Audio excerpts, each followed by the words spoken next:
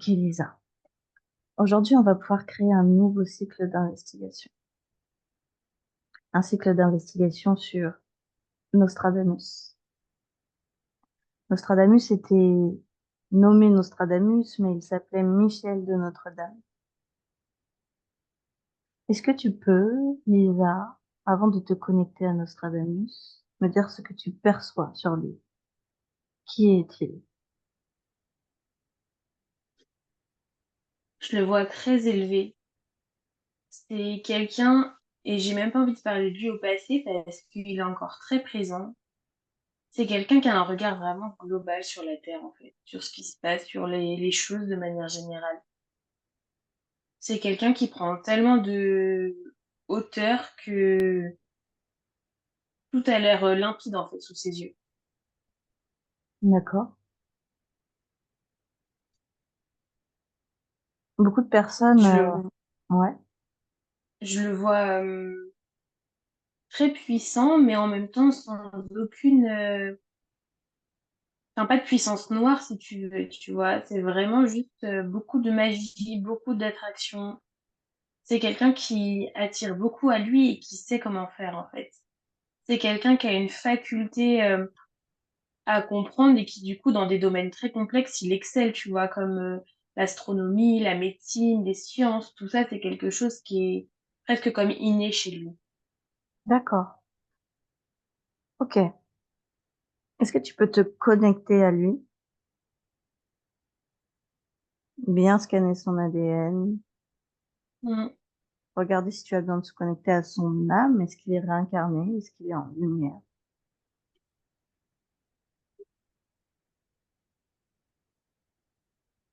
Je le vois pas réincarné Mhm.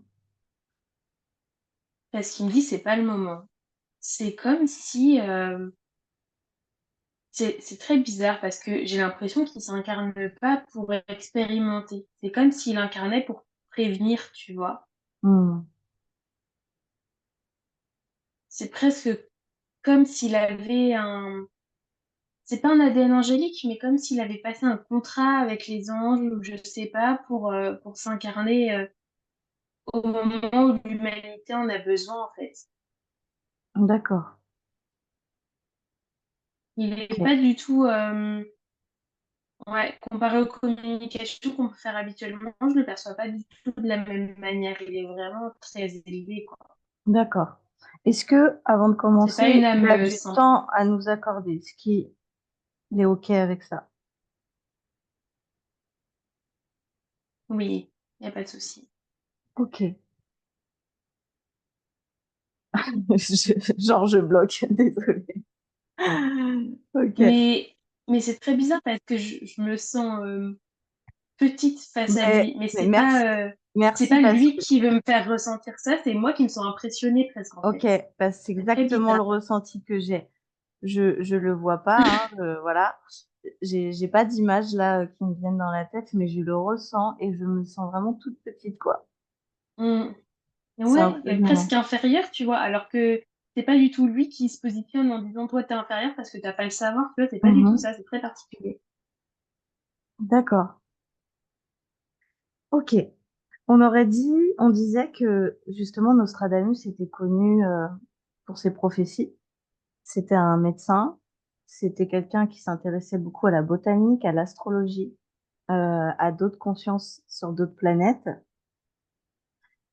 J'aurais voulu poser une question à Nostradamus qui s'intéressait justement à ces fameuses consciences sur d'autres planètes parce qu'il stipulait que certaines consciences surveillaient la trajectoire de notre planète. Qu'est-ce qu'il peut nous dire là-dessus?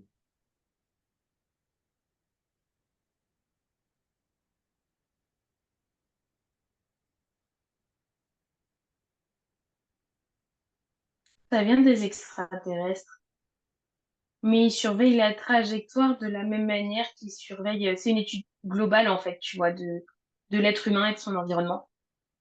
Et donc du coup, ils surveillent la trajectoire parce que eux ont aussi besoin de connaître la trajectoire pour pouvoir se déplacer en conséquence. D'accord. Ok. Comment il faisait Nostradamus pour canaliser tout ce qu'il canalisait?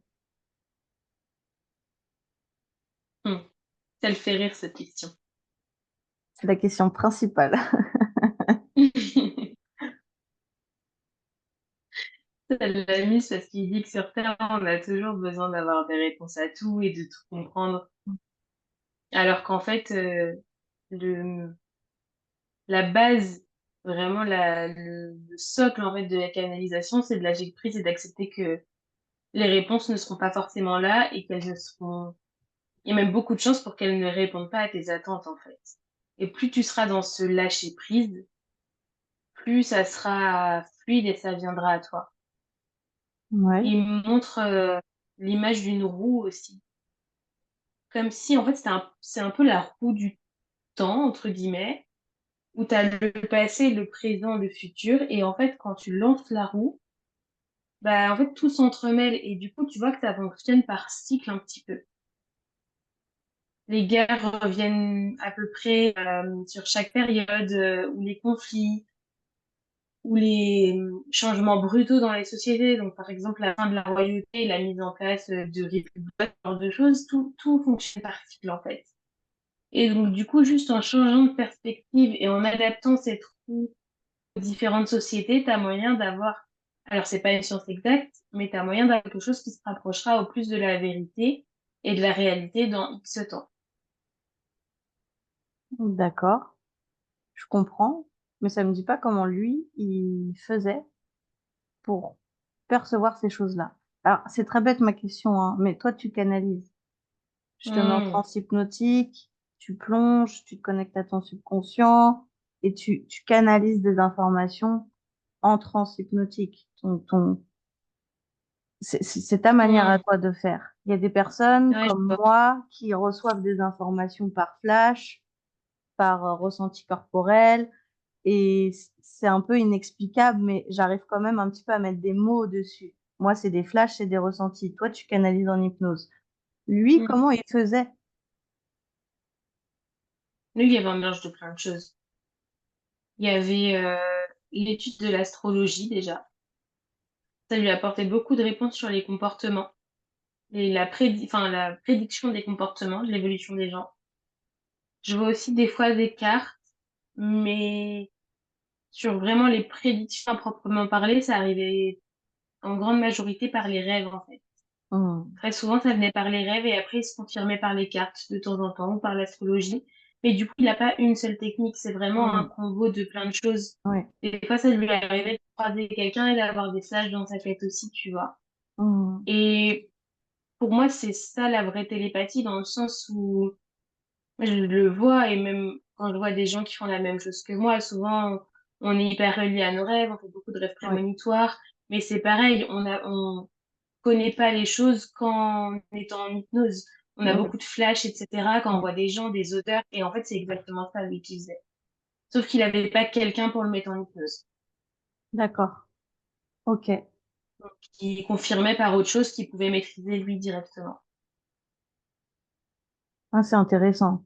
Un peu comme tout ce que je peux avoir en flash quand je te demande d'aller voir en hypnose ce que ça veut dire, etc., ce que je reçois comme information dans mes rêves, Hmm, etc.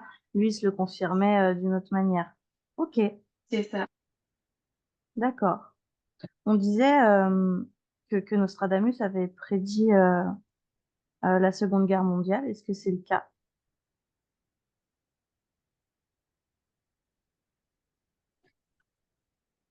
Pour moi, il a prédit les deux guerres mondiales en même temps, en fait. De ce qu'il montre, c'est que si on reprend cette roue du temps que j'expliquais, c'est pas la notion du temps en vérité, elle est purement humaine et du coup, c'est Hum, pas non plus à l'année précise. Et hum, les deux guerres mondiales, elles ont quand même été relativement très rapprochées. Surtout qu'au final, le contexte est resté sensiblement le même de pourquoi la première et la seconde ont éclaté. Les conflits restent à peu près les mêmes, etc. Et donc, du coup, lui, il voyait vraiment ce côté en fait, au niveau violence sur les champs de bataille, c'était presque plus comme la première avec les gueules cassées, etc. Mais en termes de d'impact, c'est vraiment la seconde qui voyait et ce qui monte, c'est surtout les camps de concentration qui voyaient en fait beaucoup. C'est l'extermination de masse, c'est ça qu'ils voyaient. avec beaucoup d'hommes autour qui se battaient et qui étaient victimes de tout cet engrenage, en fait. Oui, parce qu'il a aussi vu la montée du pouvoir d'Hitler, toutes ces choses-là, c'est des choses qu'il avait prédit également. Mm, mm, Mm. mm. Il était très connecté, de ce que je vois, au nazisme et à l'antisémitisme. Mm. Alors quand je dis très connecté, c'est pas que Oui, lui voulait ce genre de choses, hein. C'est il le qu'il voyait. canalisait beaucoup Ouais, sur ce sujet-là. d'accord. Mm. Et qu'est-ce qu'il Et peut nous c'était dire très aujourd'hui sur... clair. Tu vois, ça fait partie de ses flashs les plus clairs, ceux-là. Ok, on a eu un petit souci d'internet, donc ça a créé un bug dans la vidéo, mais c'est pas grave, on reprend. Ok, Lisa, je vais te reposer une petite question. Je voulais savoir, Nostradamus, ce qu'il pouvait nous dire par rapport à une prophétie, une prédiction qu'il a donnée, qui ne s'est pas produite, qui est en rapport à la fin du monde en 1999. Il avait prédit cette fin du monde. Pourquoi avait-il prédit ça et qu'est-ce qu'il peut nous dire à ce sujet?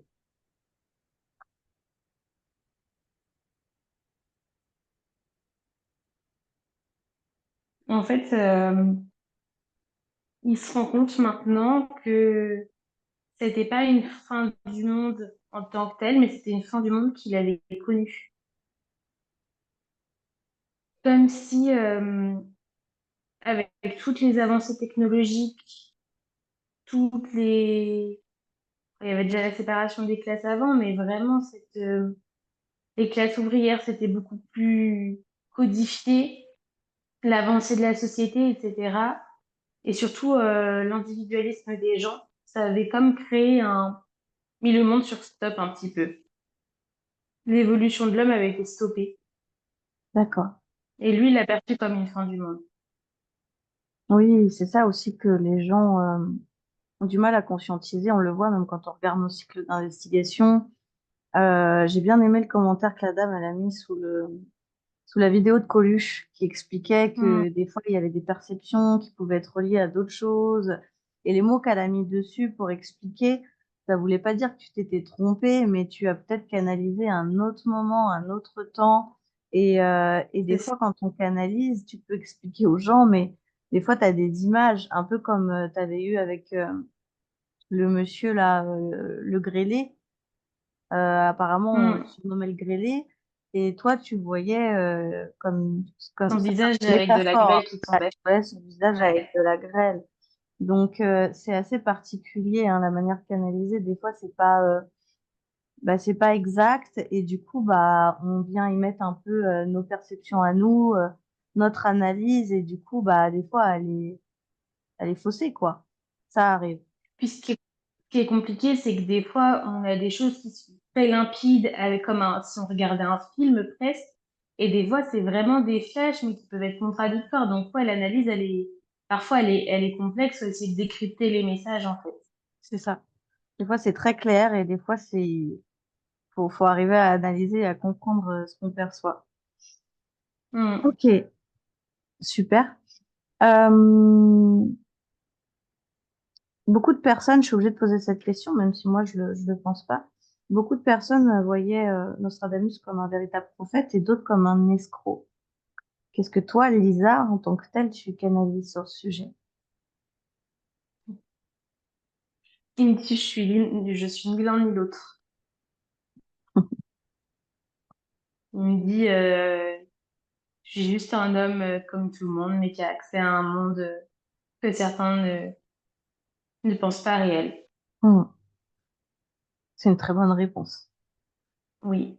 Et c'est très vrai parce que même si aujourd'hui ça se démocratise de plus en plus, on voit, même nous dans nos vies antérieures, on a beaucoup de vies de sorcellerie, de magie, qu'elle soit noire ou blanche, où on s'est fait brûler, etc., parce qu'on était considéré comme dangereuse en fait. Et lui, il a complètement conscience que ce qui l'a sauvé, c'est le fait d'avoir été un homme. Oui, puis Sinon, il aurait été brûlé. on le voit même avec l'hypnose. Il y a beaucoup de gens qui comprennent pas le contact défunt, qu'on puisse se Mm, connecter à une âme décédée ou à une personnalité décédée. Tout de suite, mm. on est pointé du doigt. Mais ça, c'est OK, c'est normal aussi, il faut l'accepter. Quand tu es assez éveillé et que tu es dans ce monde-là, il faut aussi concevoir qu'il y ait des personnes qui ne croient pas en ce qu'ils ne voient pas, en ce qui n'est pas palpable, en ce qu'ils ne peuvent pas toucher. Et ça, faut le respecter. Il me Ok, dit que, en fait, pour lui, le monde, finalement, n'est jamais prêt à recevoir ça. Parce que dans notre époque, les gens, comme tu le disais, il y en a énormément qui croient que c'est une voie. Et donc, ne croient pas à toutes ces thérapies parallèles, etc. Et il me dit qu'à son époque, en fait, dès que tu faisais quelque chose d'un peu original, un peu controversé, directement, tu étais vu presque comme le diable, en fait. Tu étais l'ennemi de l'Église et tu pratiquais des choses de satanistes. c'est ça, Et donc, du coup, il y a toujours ce truc de devoir se battre pour trouver son authenticité et d'avoir sa place. c'est ça. Mais le meilleur moyen de se battre, en fin de compte, c'est juste, comme il disait, c'est de lâcher prise. Moi, je le vois, Mm. il y a plein de personnes, et le premier, ça a été mon conjoint, à qui je sélectionnais ce que je racontais sur mes perceptions, sur mon travail, parce il ne croyait absolument pas en tout ça. Et je lui ai dit, le jour où tu pourras vraiment y croire, c'est quand toi, tu expérimenteras par toi-même. Et à partir du moment où Mm. il a accepté de commencer à faire des sessions d'hypnose, des choses comme ça, il a commencé à voir. Et aujourd'hui, ses perceptions sont quand même beaucoup plus décuplées que les miennes. Donc, aujourd'hui, il y croit. Mais c'est OK que des personnes qui n'expérimentent pas ça n'y croient pas. Il faut le respecter. Bien sûr, on a chacun nos Mm, croyances. complètement. OK. Euh, c'est vrai que c'est bizarre ce cycle parce que je me sens vraiment, je réfléchis à mes questions et tout, je me sens pas aussi à l'aise que d'habitude. Nostradamus, il a fait quelques prédictions sur l'année 2024. Donc en fait, j'ai simplement fait un résumé de ce que j'ai pu percevoir sur, sur les réseaux. Il pourra nous dire ce qu'il en pense et ce que lui, aujourd'hui, présentement, il peut nous dire sur notre année 2024. Moi, ce que j'ai écrit, ça serait un tableau sombre des problèmes dans la société, dans l'environnement. Il met en garde contre des terres arides, des grandes inondations, des tremblements de terre, des éruptions volcaniques et des sécheresses qui s'en suivront. L'écosystème est Mm. perturbé par tous ces événements. L'économie est en chute. Et pour tous les pays qui se portent bien, en fait, l'économie est en chute. Des problèmes sociaux, des Mm. tensions, faire face aux problèmes existentiels mettra à l'épreuve beaucoup de liens entre les gens et entraîneront des changements dans leur mode de vie. Ça, c'est le gros que Mm. j'ai écrit et après, je lui poserai d'autres questions. Ouais, il me dit que c'est exactement ça, que 2024, c'est une année. Alors, c'est pas aussi instable que 2023, mais c'est l'initiation du changement. Et Mhm. que pour initier le changement, il faut passer par la destruction, malheureusement, parce que l'homme n'est pas capable de changer autrement. Et que du coup, là, c'est toute la planète, en fait, qui dit stop. Qui, bah, les inondations, comme tu disais, tout l'écosystème, en fait, les espèces qui sont en train de s'éteindre, tout s'aplatit, en fait, c'est un peu ça. Et en même temps, tout laisse place à des intempéries avec les températures, etc., qui sont presque comme apocalyptiques, en fait, du vide d'en haut. Parce que du coup, j'ai une vision très reculée de la Terre. Et c'est vrai qu'on pourrait presque croire que c'est le chaos le plus total sur Terre. Et en même temps, les gens, ils sont... Je pense que, en fait, depuis quelques années, ça commence à changer, en fait, de ce que je vois. Les gens, ils sont dans un état d'esprit où ils commencent à se poser des questions, à être moins en mode robot. Et donc là, il faut juste que tout le monde trouve sa place et son équilibre. Et savoir vers quoi il veut aller. Mais selon lui, c'est pas l'homme qui est à l'origine de tout ce changement en termes de problèmes sur la planète. Aussi, en grande partie. Mhm. En très, très grande partie. Toute l'activité qu'on a eue, qui est complètement déraisonnable depuis des décennies, voire même des siècles, tout ça, ça a eu un impact. On a épuisé les ressources beaucoup plus vite. Qu'est-ce qui a le plus Et gros impact selon lui? Qu'est-ce qui crée sur cette planète, ce que l'homme fait de moins bien? Ouais. c'est l'individualisme qui fait tout. Chacun pense qu'à soi. Mhm. C'est ça, pas le problème. Et en termes de pollution pour la planète,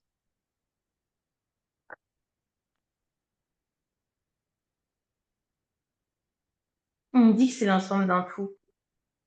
c'est quoi? Il y a pas une, c'est l'ensemble, c'est un ensemble de tout. Mhm. Il n'y a pas qu'un seul point, tu vois. Il y a le fait que les gens prennent les terres pour une décharge, les jets privés, les voyages en avion à répétition, les hélicoptères, les voitures. Et donc, il y a ce besoin d'être toujours dans l'instantané et la pollution numérique aussi qui est énorme. Et en fait, tout ce qui est mis en place, c'est bien, c'est un début, mais c'est pas suffisant. Mhm. Et le nucléaire a fait énormément de mal aussi. Bah ouais, C'est un peu le point de départ d'ailleurs, le nucléaire. d'accord. Est-ce qu'il pense que, est-ce qu'il a une prédiction justement, lui, sur la fin du monde, enfin, la fin de l'humanité?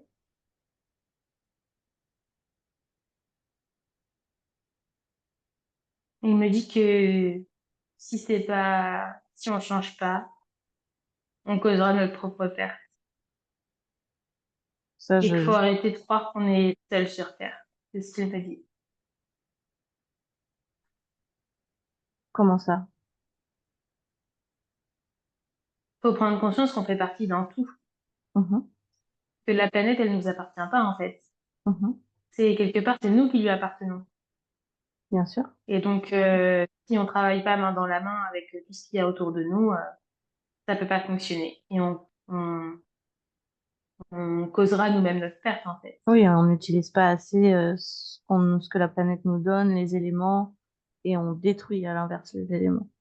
Ouais, Mais est-ce c'est que ça. lui, il pourrait faire une prédiction sur justement la fin de l'humanité ou pas du tout? Il me dit qu'il préfère pas faire là-dessus. D'accord. Ce sont les bras Il arbitres. espère que ce qu'il voit se changera. D'accord. Putain, ça me fait flipper. C'est une de mes plus grandes peurs, en fait. Moi, je cauchemarde tout le temps sur la fin du monde. Mm, Ok, tu le remercies pour ça. J'avais mm, d'autres questions par mm, mm. rapport à ses prédictions 2024. Donc, il percevait justement des États qui se disputent entre eux et il percevait une santé compliquée pour Monsieur Vladimir Poutine, le dirigeant russe. Une année difficile, qu'en gros, sa santé le mettrait en danger. Est-ce que ça, il le perçoit toujours ou non? Oui, mais moins flagrant. Parce que il prend sur lui. Et il me dit que c'est son orgueil qui le fait pourrir de l'intérieur petit à petit. D'accord. Et il parlait d'une Et personne donc, qui, ouais, non, non, vas-y. il parlait d'une personne, en gros, un méchant, comme ça a été cité, qui viendrait après lui. Cette personne, la seule info qu'on a, qui l'a canalisé, ce serait qu'il est du même signe du zodiaque chinois que Vladimir Poutine et que ce serait un associé peut-être qui profiterait de la situation. Moi, je le vois très proche, cet homme-là, ouais. Je le vois presque collé à Poutine. Comme si c'était son second ou quelque chose comme ça, tu vois. Et cette personne profiterait, pardon, de la santé instable de Vladimir Poutine. Oui, parce qu'on en revient sur l'individualisme et tout est une question d'opportunité. Et donc, du coup, quand Poutine est ou sera affaibli, euh, lui, forcément, s'il est juste à côté, c'est lui qui va prendre les rênes, tu vois. On va déléguer. Et Mhm. donc, du coup, c'est lui qui...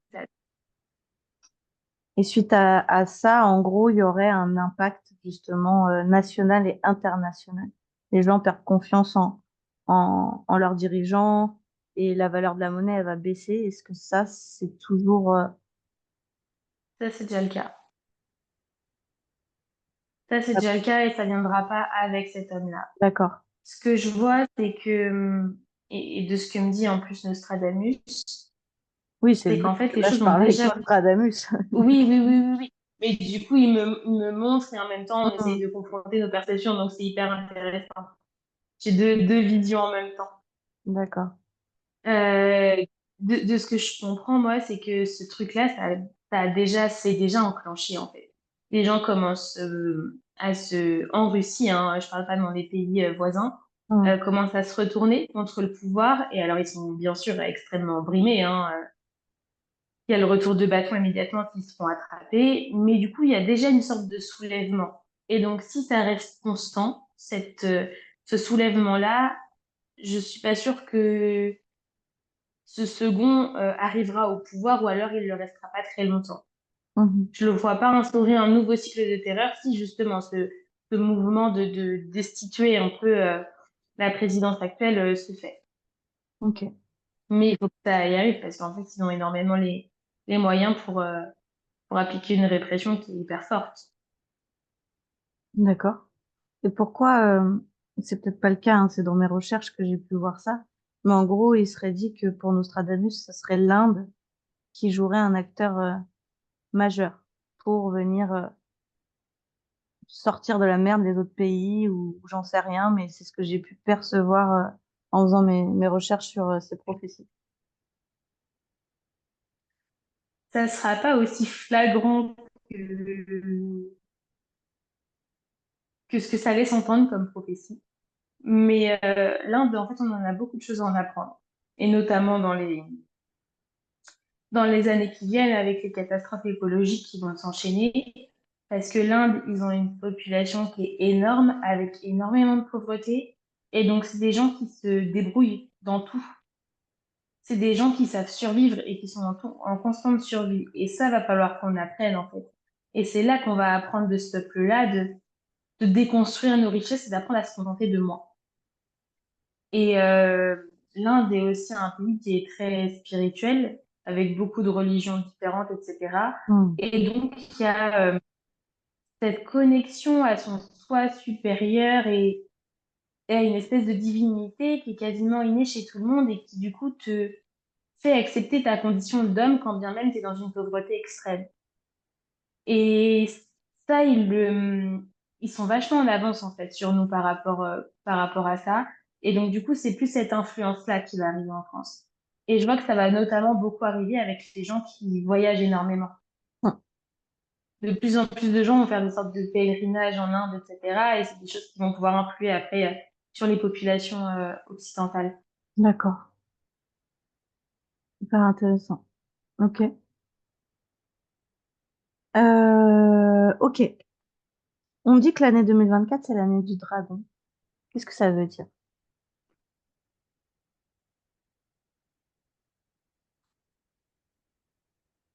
Le Qu'est-ce que dragon, ça il est veut dire? mystique. Le dragon, c'est l'un des signes les plus forts dans les calendriers chinois et dans la culture chinoise parce qu'il a cette force et ce calme intérieur. Et les années dragon, souvent, elles sont assez charnières parce qu'il y a beaucoup d'enfants il y a un peu plus d'enfants qui naissent en général. Et c'est les personnes qui naissent sous l'année du dragon, en général, elles sont très volontaires. Il y a une envie de changement, une envie d'avancer, de ne pas se contenter de ce qu'elles ont et de faire bouger les choses. Il y Hmm. a vraiment ce truc un peu de fédérer, tu vois. Le souci, c'est que c'est à double tranchant et les dernières années de Dragon, ça a été un peu ça le souci. C'est que la population et le pays dans lequel tu vis peuvent très vite te faire partir dans des travers qui sont l'arrogance, le mépris, de se sentir un peu supérieur à l'autre en fait. Hmm. Ok. Donc ouais, c'est vraiment à double tranchant quoi, en fonction de comment t'es éduqué et comment la société va influer sur toi. D'accord. Je compte faire un cycle sur ce sujet-là, donc on va pas partir dans un grand sujet, mais j'aimerais poser une question à Nostradamus et j'aimerais qu'il me dise s'il est d'accord ce qu'il pense du coronavirus et de tout ce qui a été mis en place autour de ça. Quand je parle de ce qui a été mis en place, c'est les vaccins. Il me dit qu'on parlera pas des vaccins aujourd'hui. Pourquoi? Parce que ça, c'est secondaire. Ce qui est important, c'est la maladie. Et c'est de voir comment ça influe sur les gens. Est-ce que ça les sépare ou est-ce que ça les rapproche? Et il était là tout l'enjeu du coronavirus, en fait. C'était d'essayer de recréer une solidarité entre les gens. Et ils pensent que ça les a séparés ou ça les a rapprochés? Il me dit, il me dit malheureusement, ça n'a pas fonctionné sur les gens chez qui ça aurait dû. Mm. Les gens qui déjà ont cette fibre altruiste, etc., ça a énormément. Les gens qui se sont encore plus engagés, en fait, à laisser leur santé. Et ceux qui étaient déjà dans ce truc de regarder son nombril et c'est tout, ça a amplifié, en fait. Ça a amplifié. Mhm. Et quand il dit c'était Mm. pas ça le but, ça veut dire que quoi, que c'était prévu Par l'univers, oui. par l'univers. Pas forcément. Pas, ça veut pas dire que ça a été généré par des États ou quoi que ce soit. C'est la Quand il question me que je dit lui ça, c'est pose. vraiment que c'était écrit dans l'histoire. Et est-ce que lui le voit? Est-ce qu'il voit que les États ont le nez dans ce truc? Pour certains, oui. Mhm. Ils ont profité de la situation. Mhm. Est-ce que réellement ces vaccins sont là pour protéger leurs fameux citoyens? On ne parle Par- pas des vaccins. Il veut pas parler des vaccins. Non. Parce que c'est autre, c'est à côté, ça ne l'intéresse pas. Pourtant, ça en fait C'est pas partie. ça le but. Ça en fait partie, mais l'essentiel du message et de la prédiction n'est pas dans les vaccins. Et pour autant, ça, c'est, enfin, c'est des choses sur lesquelles je vais aller investiguer. Mais bien sûr que si, les gens peut-être qui vont regarder ce cycle veulent l'avis de Nostradamus sur ce vaccin. Parce que nous, sur Terre, c'est ce qui fait parler. Il me dit, elle est tenace, ta copine, hein. Pardon. Non, mais lui, veut pas donner son avis sur ce truc-là. Parce D'accord. que ça reviendrait à s'abaisser et à polémiquer. Et Uhum. il a essayé de s'en séparer le plus possible de son vivant et c'est pas aujourd'hui qu'il veut mettre le nez dedans. Ça, c'est une réponse. Et ça me convient. Mais me dire que ça n'a pas d'importance et que ça n'a rien à voir, c'est pas mon avis. C'est le Pour lui, coronavirus et les vaccins, quand c'est lié. quand Mais il dit qu'il ça, c'est pour veuille lui. pas en parler, oui, voilà, ça Mm. s'entend. Ok, on n'apportera pas cette réponse dans ce cycle, mais de toute façon, je compte faire un cycle d'investigation sur le sujet là très prochainement. Je le remercie d'avoir répondu à ces questions. Qu'est-ce que lui aujourd'hui peut nous dire Mm. justement sur l'année 2024 pour les gens qui regardent cette vidéo?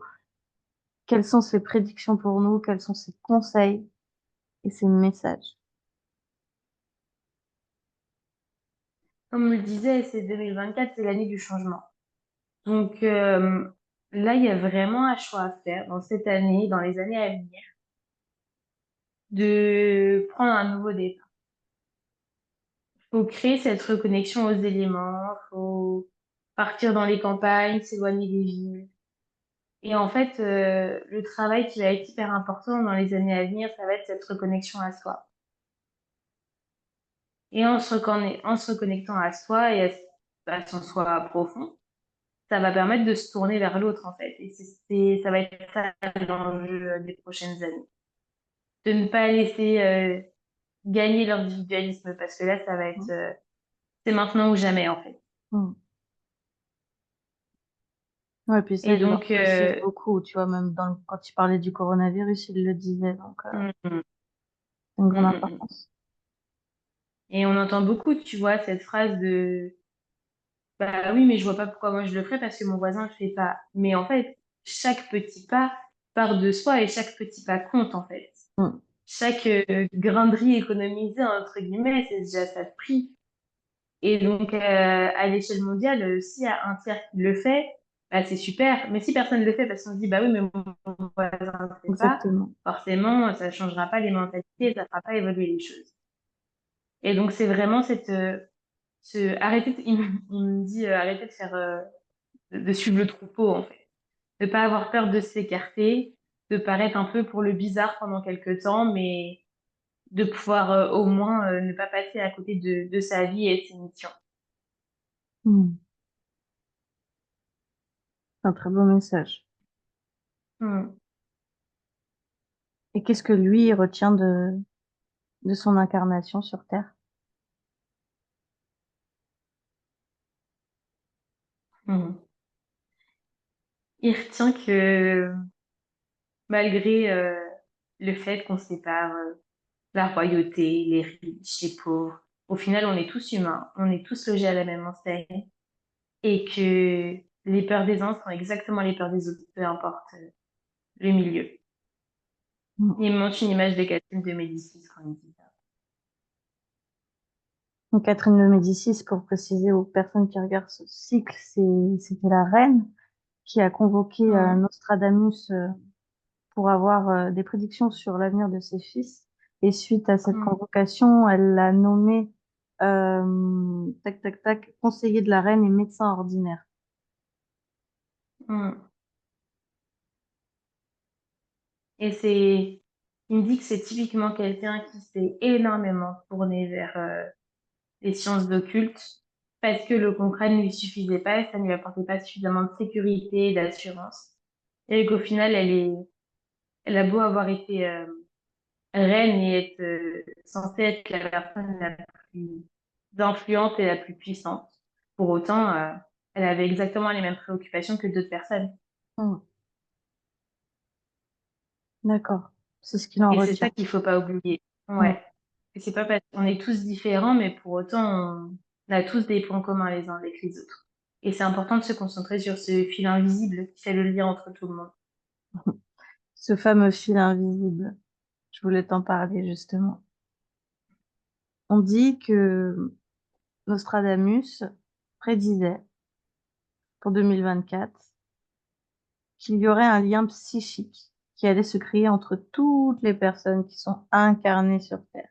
Et en fait, ce lien nous permettrait par la suite d'être beaucoup plus connectés par la pensée. Alors attention, on va pas devenir tous des télépathes, j'ai pas dit ça. On va pas tous s'entendre et entendre les pensées des uns des autres.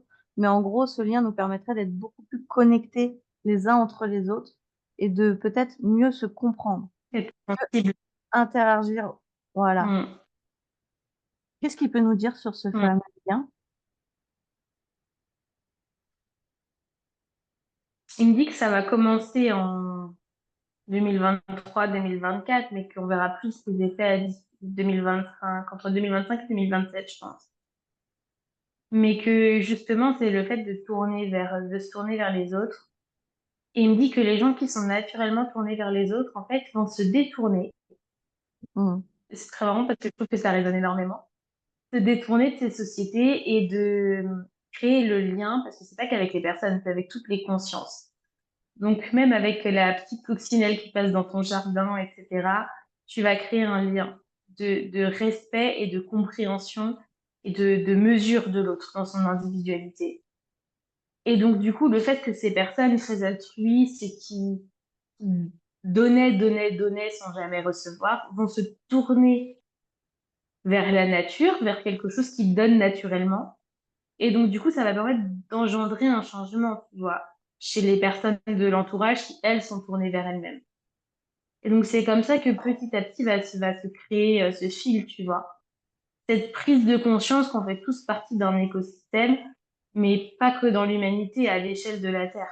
Hmm. Parfaitement bien expliqué. Hmm.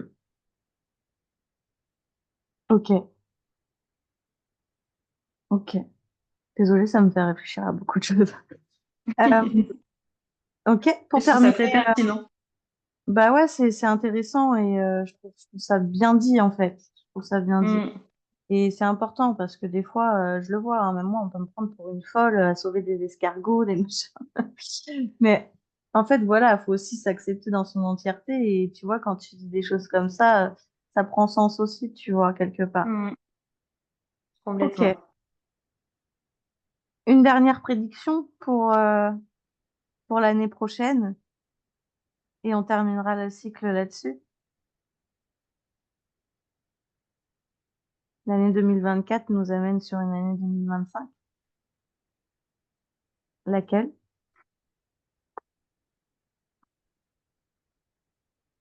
L'année du départ, il me dit.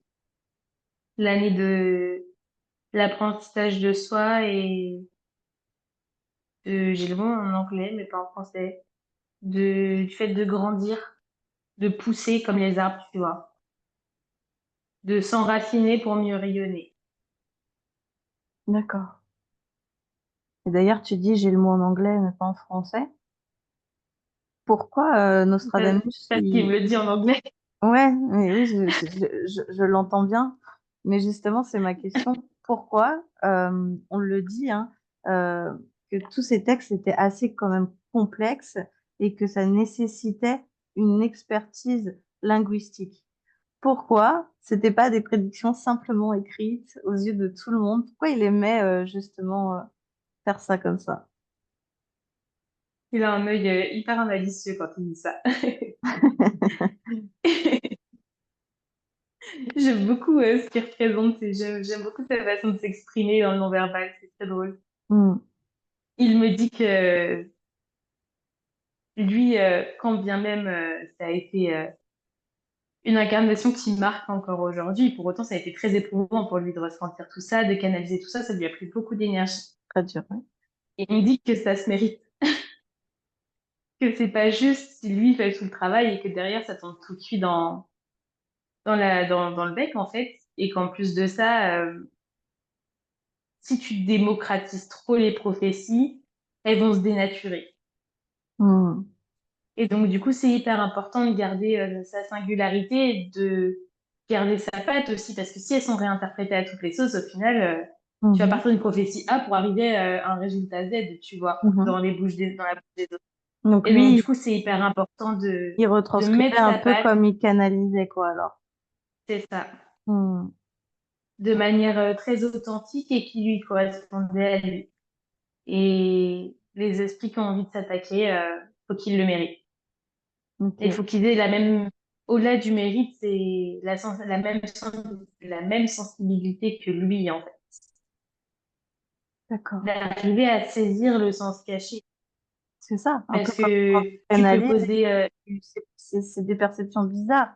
Donc, c'est pas mm, toujours clair, c'est ce qu'on disait au début du cycle. Donc là, la mm, manière dont il perçoit, il retranscrit aussi de cette façon-là. Et d'où toute la complexité de la chose. Donc, c'est hyper intéressant. mm. Et il me dit quelque chose, je trouve ça très percutant. Il me dit une seule et même phrase peut avoir mille et une réponses. C'est pas faux.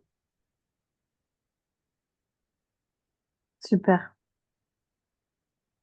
Est-ce que il a des choses à ajouter, Nostradamus? Un dernier message à passer avant qu'on le quitte? Je me sens toujours aussi petite qu'au départ, hein. Moi, moins. Beaucoup moins. Moi, je me sens toujours aussi petite, je sais pas, je suis comme une petite fille là devant, devant une grande conscience. Mais il a cette faculté pour autant de mettre à l'aise, tu vois, parce que c'est ce que je disais tout à l'heure. Ouais. Je lui montrais ce que moi je percevais, lui me montrait ce qu'il percevait et on confrontait nos perceptions. Mm. Et du coup, c'est hyper intéressant, tu vois, il y a un vrai échange qui Un s'est vrai créé échange. et pas juste une sorte d'interview, quoi, entre guillemets. Mm. Il me dit il a rien à ajouter de particulier. Il nous remercie pour cet échange et d'être venu avec cette humilité et cette soif de Ténacité. comprendre sans attendre.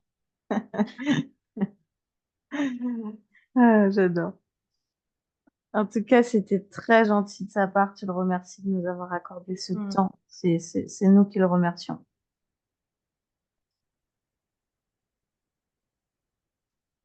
Il me dit s'il y a encore des gens sur Terre, comme vous sur Terre, c'est qu'il y a encore de l'espoir. Oh, c'est trop Il chaud. va nous faire rougir. Ouais, ça me touche. Mm. Ok, il est prêt pour qu'on se déconnecte. Ok. On reviendra le revoir un jour, c'est sûr. Mm. Mm. C'est parti. Lorsque tu es prête, tu te déconnectes complètement, Lisa. C'est bon. Parfait. Tu vas reprendre une grande inspiration profonde. Tu vas revenir sur tes liens et tu te recharges complètement. Parfait. Tu vas revenir à toi avec le 1 et tu déconnectes de tout et de tout. De plus en plus connecté à toi-même. Tu ressens ta tonicité musculaire dans tout ton corps avec le 2. Et tu es totalement revenu à toi avec le 3. Parfait. Mhm. Si vous avez apprécié ce cycle d'investigation, n'hésitez pas à le commenter, à liker et à vous abonner à la chaîne. À bientôt.